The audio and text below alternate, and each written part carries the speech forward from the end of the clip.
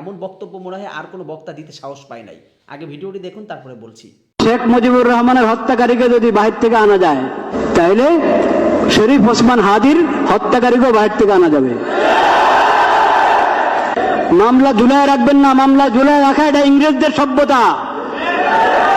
ইংরেজদের আইনের কারণে এরকম মামলা ঝুলিয়ে থাকে। ইসলামী পদ্ধতিতে আসেন, কোনো মামলা ঝুলে থাকবে না।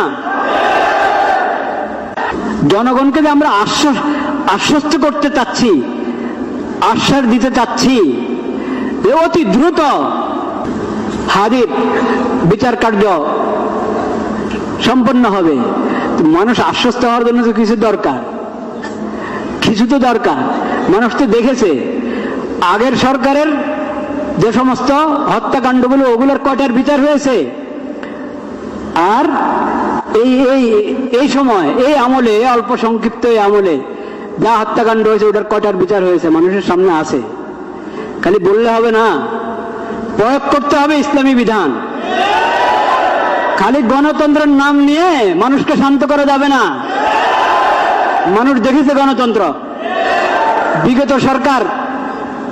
বিগত সরকারের যত নির্বাচন, ওগুলো গণতন্ত্রের নির্বাচন হতে ছিল নাকি? বলে নাই ওরা গণতন্ত্রের কথা? বলে নাই? যতদিন আল্লাহর বিধানের কথা বলতে লজ্জা পাবেন, দেশে শান্তি আনতে পারবেন না। গণতন্ত্রের পরীক্ষা হয়ে গেছে। কোরআনে স্পষ্ট বিধান আল্লাহ দিয়ে রেখেছেন কেসাসের, ইসলামী দণ্ডবিধির। কোরআন তেলাওয়াত করেন না, আল্লাহ রাব্বুল আলামিনের নাম নিচ্ছি, হাদির জন্য পুরো দেশে দোয়া হবে।